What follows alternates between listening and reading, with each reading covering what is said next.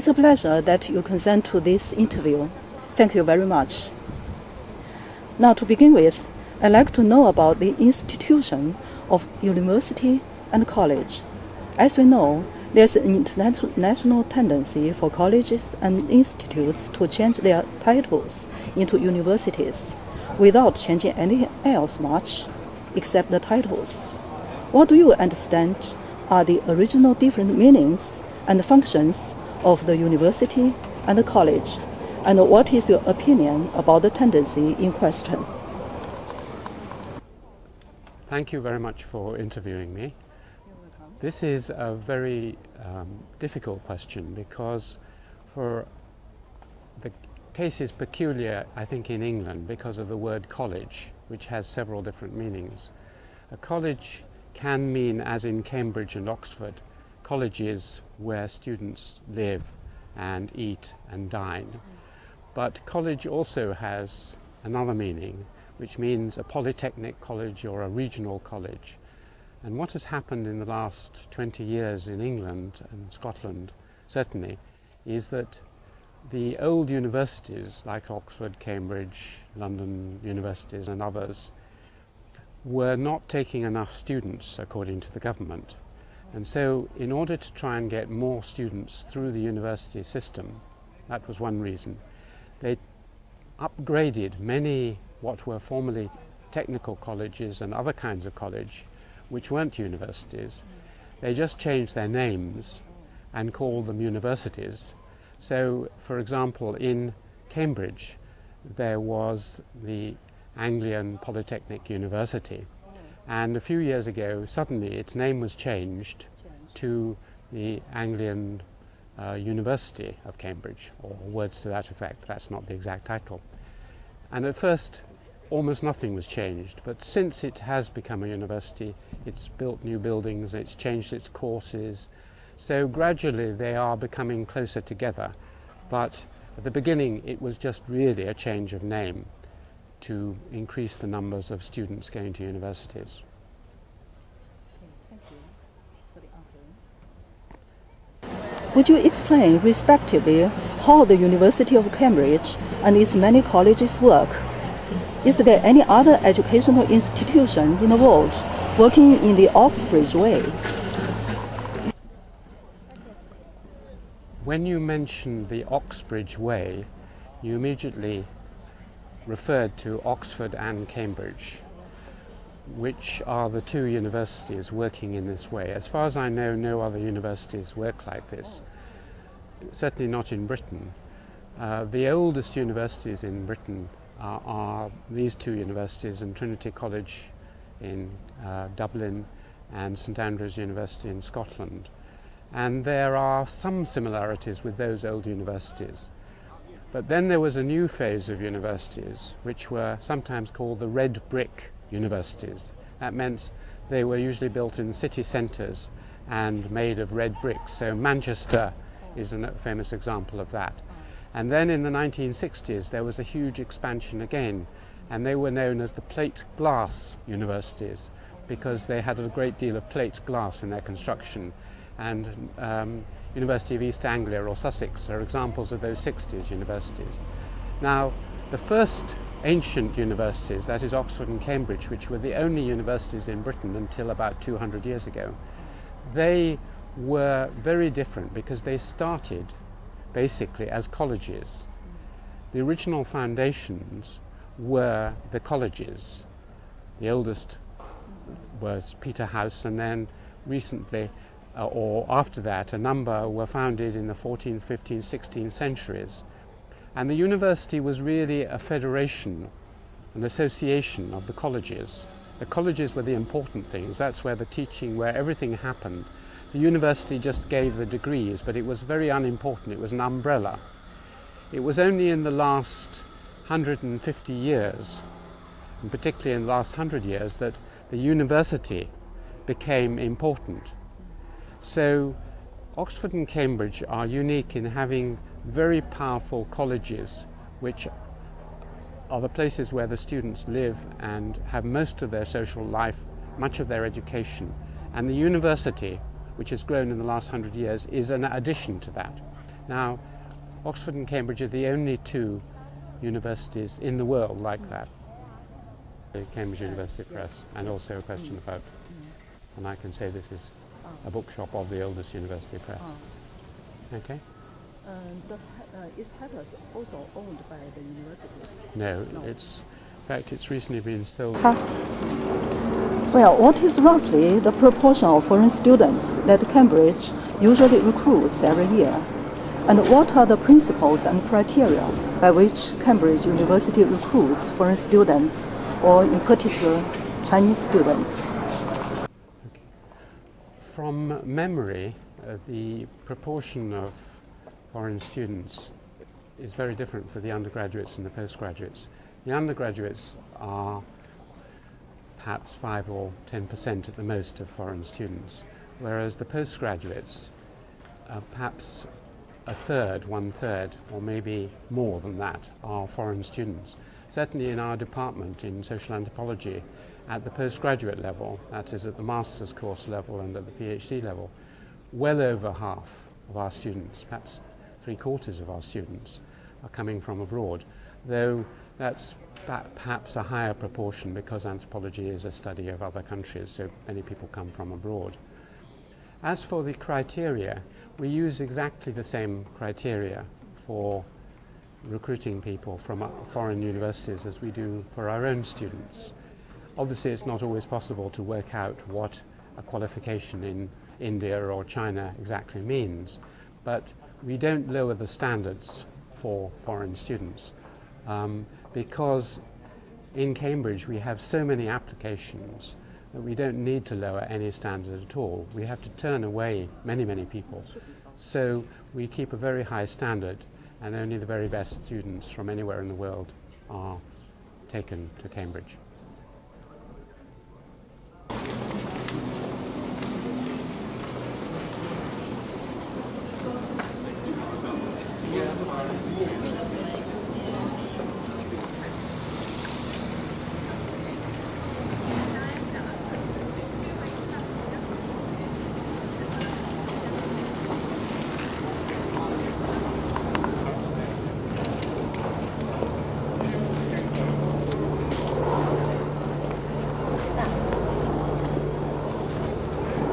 The name Trinity sounds religious. How did colleges usually get their names? Could you explain by giving some examples? And how did colleges get their arms?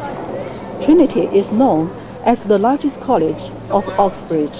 Could you say something you think most important about this college?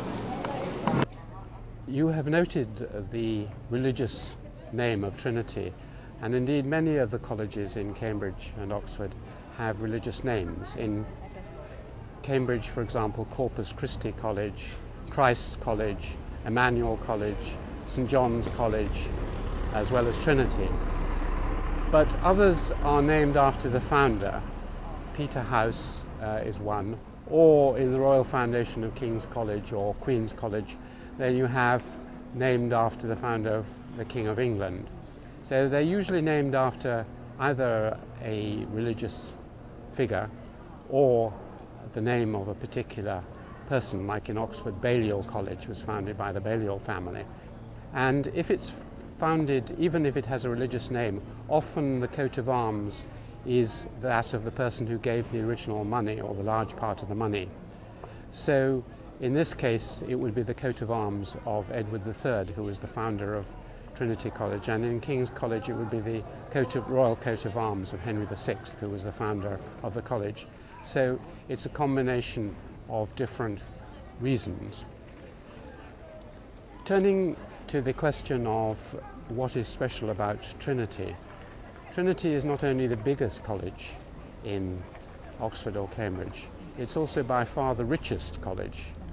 It has always been very rich, but fortunately for Trinity, they've had several accidents in the last 50 years, like buying bits of land which subsequently they decided to build a Channel Tunnel coming up in the middle of a bit of Trinity land, or buying a port and as an investment for tourism, and then later it becomes the largest transit port for England.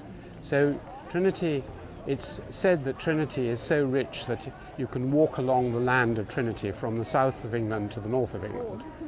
Now, that's an exaggeration, but it is a very rich college, partly because of its richness and its ancientness and its size. It has attracted many great figures. Trinity, it is boasted, has more Nobel Prize winners than the whole of France. And many of the great figures in science particularly, it's very famous for mathematics and science and philosophy. People like Bertrand Russell are associated with Trinity, Francis Bacon, obviously Newton, and many others. So, and my hero F.W. Maitland was at Trinity. So if you can get inside the chapel and have a look at the plaques, the founder of anthropology, for example, in Cambridge, Sir James Fraser, was a Trinity person.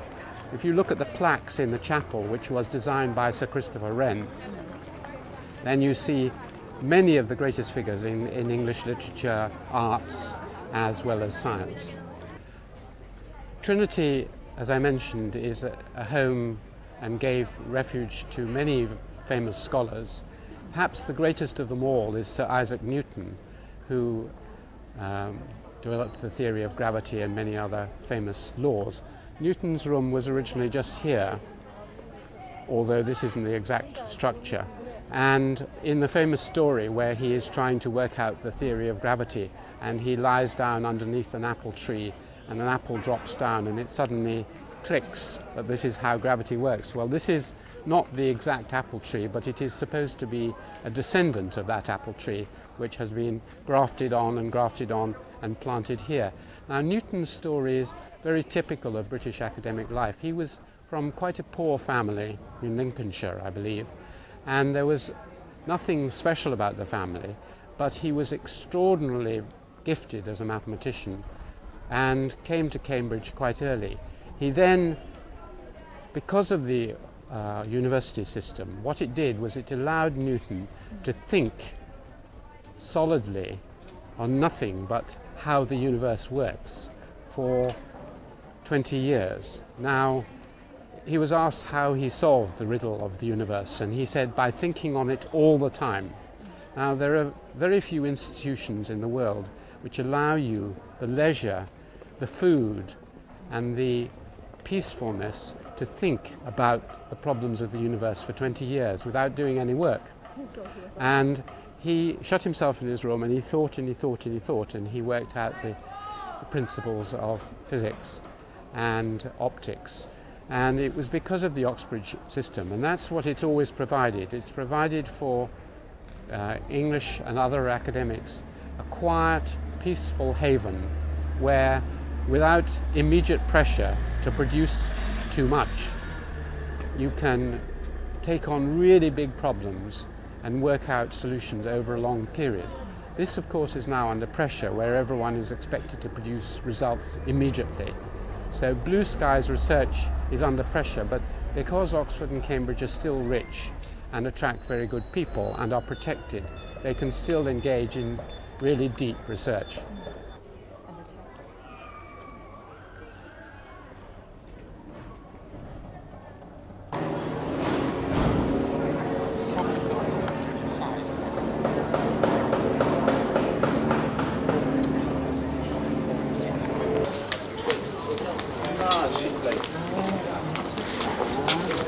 St. John's.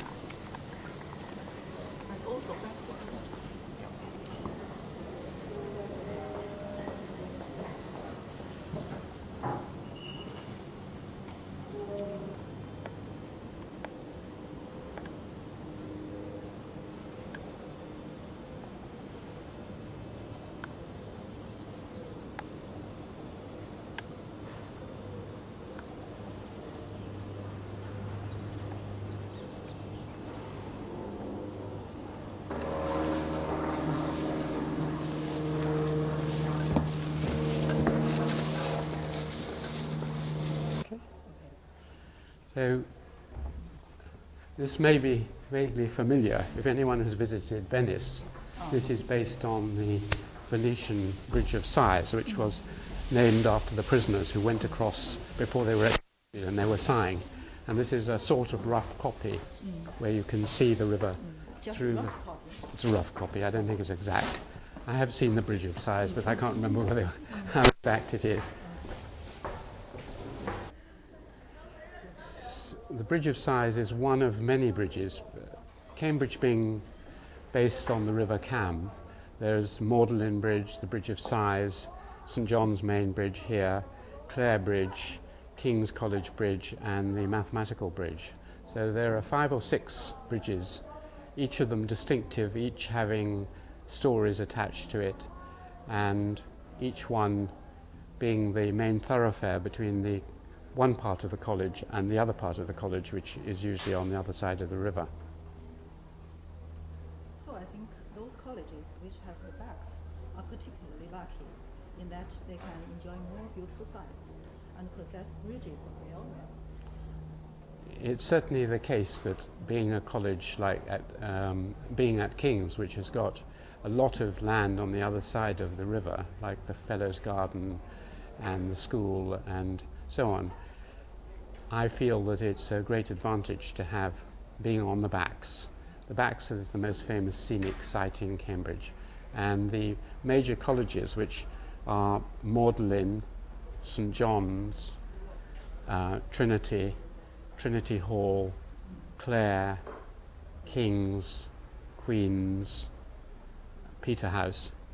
Those are the colleges along the Backs here, and they have the good fortune to have this lovely mixture of buildings and water, which is one of the attractions of Cambridge. The name of Cam Bridge obviously reminds us that the old university, which was a market town, was one of the bridges over the River Cam, just like Oxford is built at a place where presumably you could get across a river.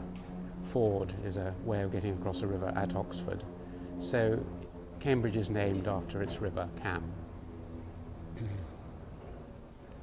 You're able to get lots of punting scenes and things from other angles, but it might be nice just to... We got a little out of control. Well, it doesn't matter. As I said, when the opportunity...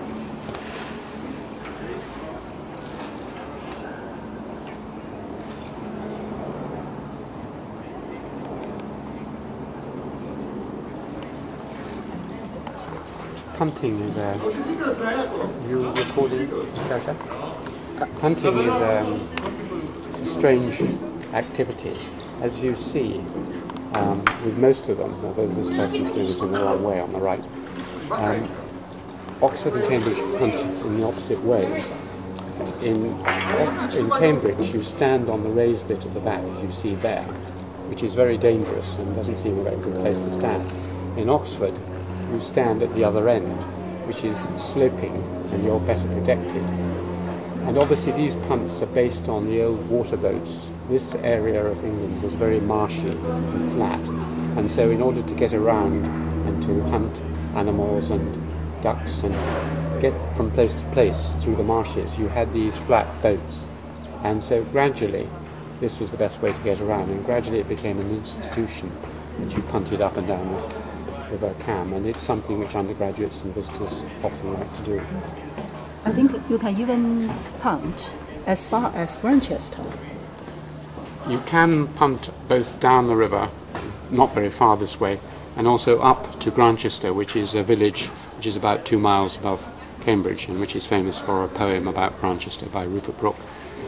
But you have to go up some rollers to get there, but it is possible to punt right up there. And many people, particularly when the days were more leisurely, students used to take a picnic and go up and have a picnic up there and read poetry and study and swim. So it's part of the leisurely life of Cambridge.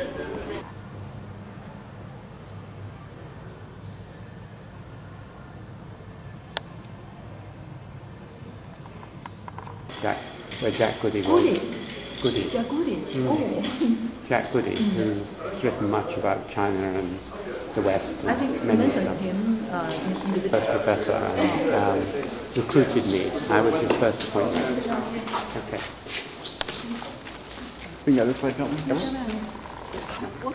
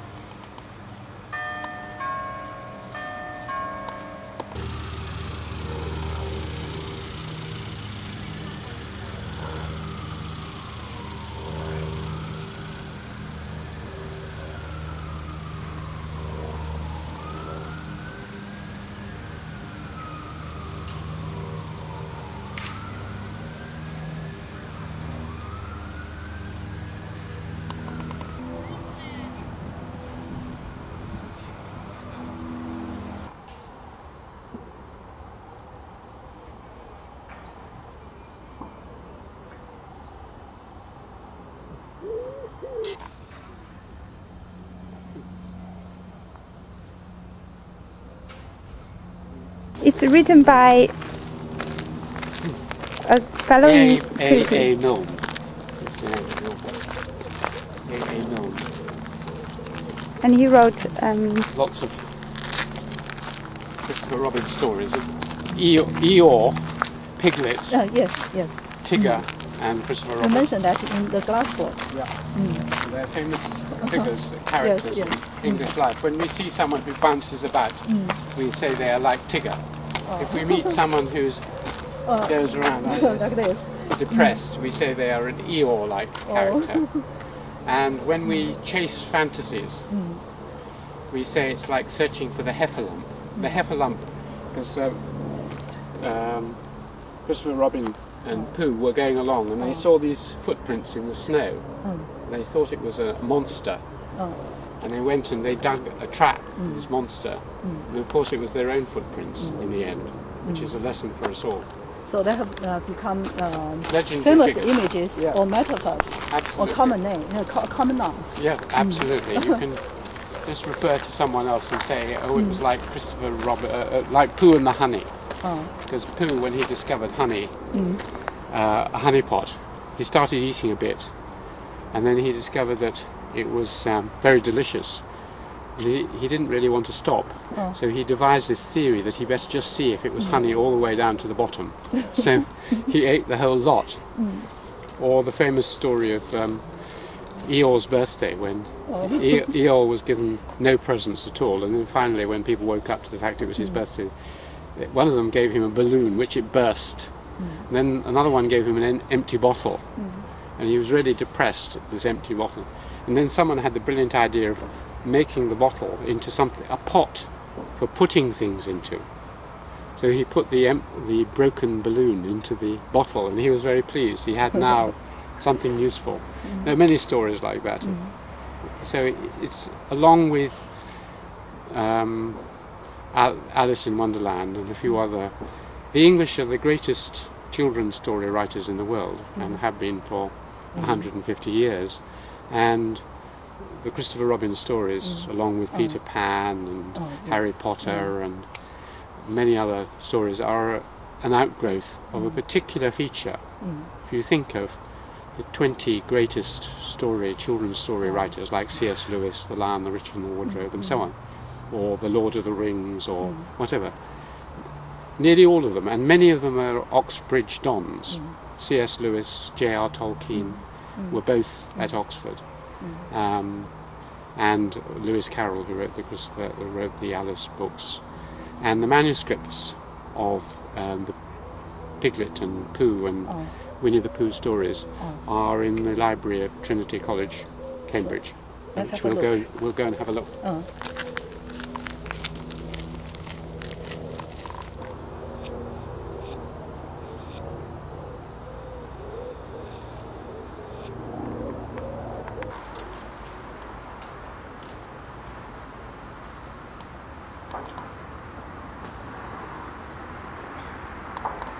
Library is just above where those windows are. So all the books are kept on book stacks, well between the top of the lower windows and the beginning of the upper windows. So that's all book. Well, we're at the back of the famous Trinity Library. Does every college have their own library Would you please say something about Trinity Library? This magnificent building, as you mentioned, is the library of Trinity College. It's perhaps the greatest college library in Oxford and Cambridge, designed by the greatest English architect, Sir Christopher Wren, in the 17th century. And it's a beautiful example of classical architecture, housing wonderful volumes, manuscripts of Newton and Bertrand Russell, as well as children's stories, as I mentioned, Winnie the Pooh and so on. And it's typical of Cambridge. Every Cambridge college has a library. Cambridge is very fortunate in its book, in that it has a university library, which is a copyright library, which means it gets a copy of every book that's published in Britain, or free and automatically. It's a very ancient library. It's got a wonderful Chinese and Japanese collection, one of the greatest in the world, among other things. So it's a great research library. So you have the university library, and you have each college has a teaching and research library. Then you have area libraries. You have South Asian studies, or Latin American studies, or African studies. And then each department and faculty will also have a library, like the Haddon Library in the Faculty of Archaeology and Anthropology. So you have 4 layers of libraries as well as good bookshops. So students have 4 places where they can find books. And recently they've integrated all these into one catalogue, the Newton catalogue as they call it. So you can type in the name of a book and you can find whether it's in a university library or in a college library or anything else. And there are reasonable borrowing provisions for this. So probably there are more books per student in Cambridge and Oxford than anywhere else in the world. I think so.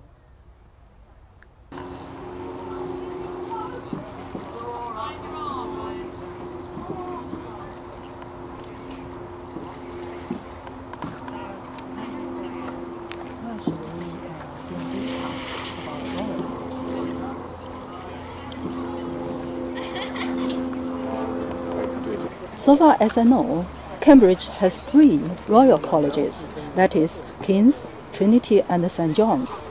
Does this status make them special or feel special in any way?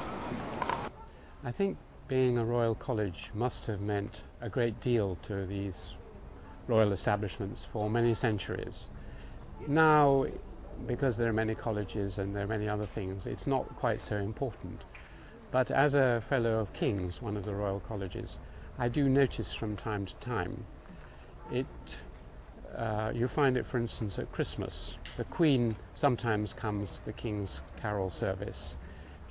When we have our founder's feast, we have a feast to celebrate when the college was founded by one of her ancestors. And so when we have that, she sends a message of congratulation to the college. And when we want to change our statutes, when we want to change the way in which our college is governed, we can't just do it ourselves. We have to go to the Queen's Privy Council, which is a part of Parliament, and it has to be approved by the absolute central part of the government. So it takes much longer to change things. Traditionally, of course, it also meant that the royal colleges, when England was divided between royalists and people who were opposed to the crown during the Civil War and so on, the royal colleges, I imagine, were much more loyal.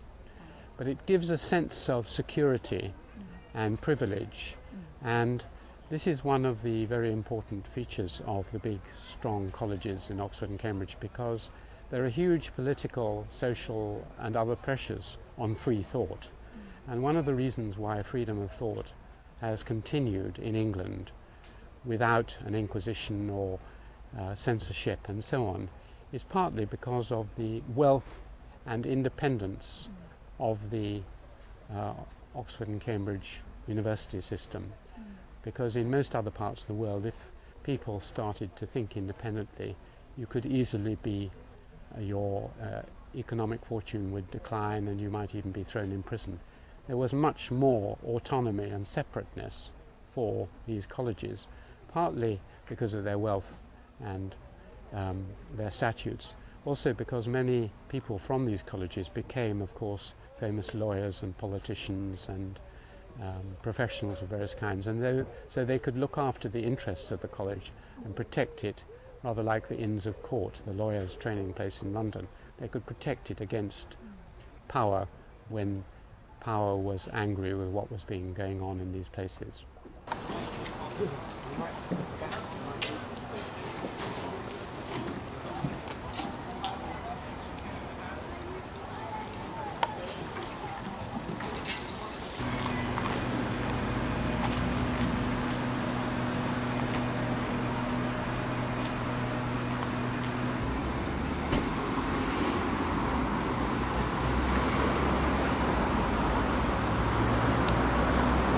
Here we are at another famous bridge along the Backs.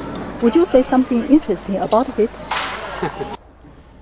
This is called the Mathematical Bridge at Queens College, and the legend, which I've been told, whether it's true or not, is that it was originally designed by Isaac Newton to illustrate the properties of gravity and force.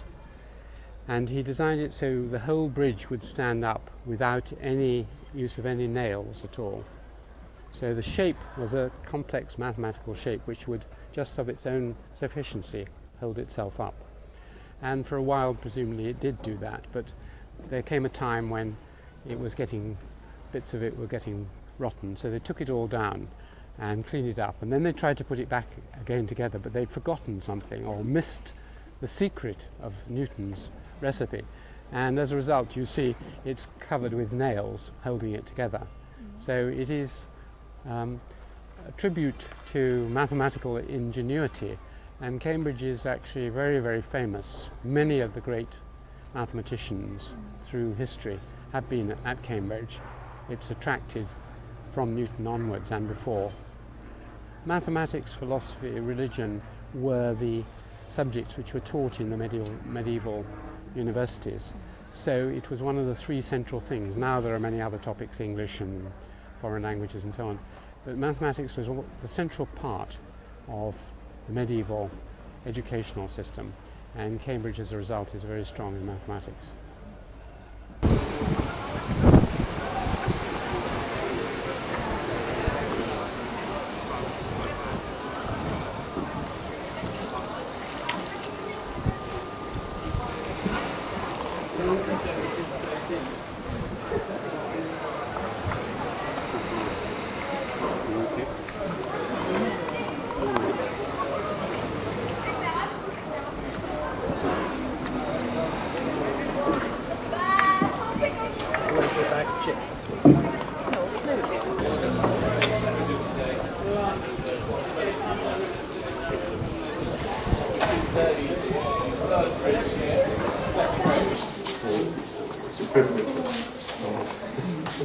Yes, I think so.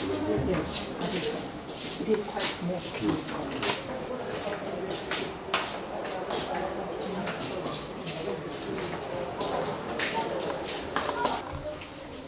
So you look out, that's Tudor, you see, 16th century.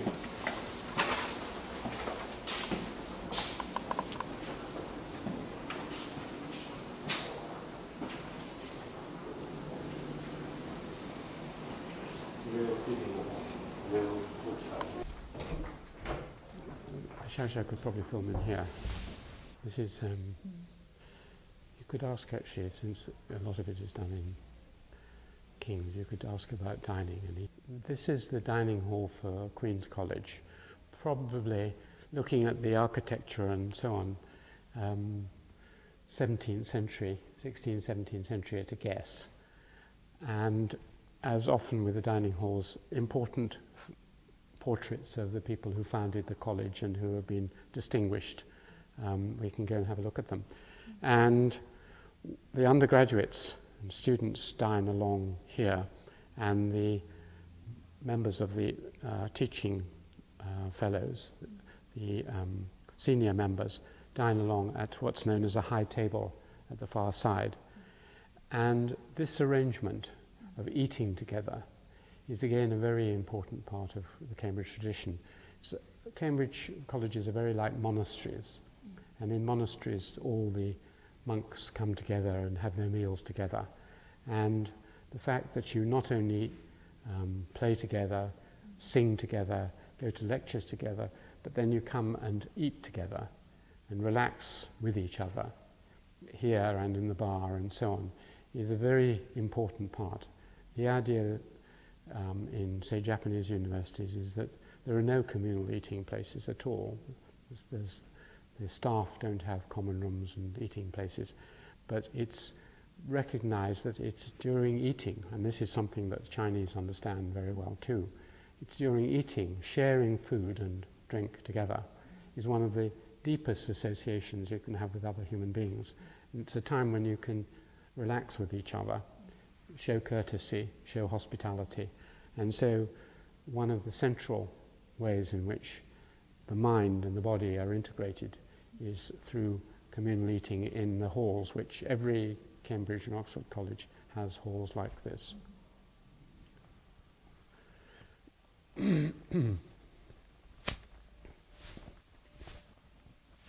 These are the founders. It was obviously the Grey family. It's the Earl of the Earl of Stamford is the Honourable John Grey, his wife, who is the Countess of Stamford.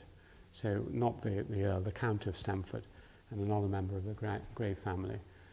Often you have lots of other portraits, as we may see in King's College, but here it's a very ornate college, as you see, lots of colour, many of the colleges. So it's very beautiful gilding with lots of crests of families who've been here, and in the winter, a fireplace. Queens College, Cambridge campus. Collegium, which means College Regina, Queen County.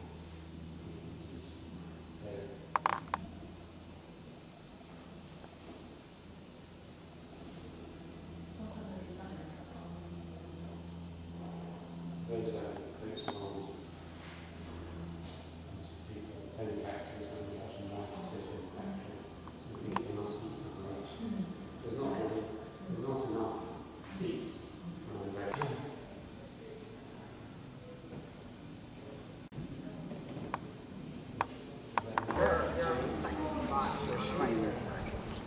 Telling the times of the day. It's also quite mathematical. Hasn't got a date either, but it's quite old. 21st, 21st?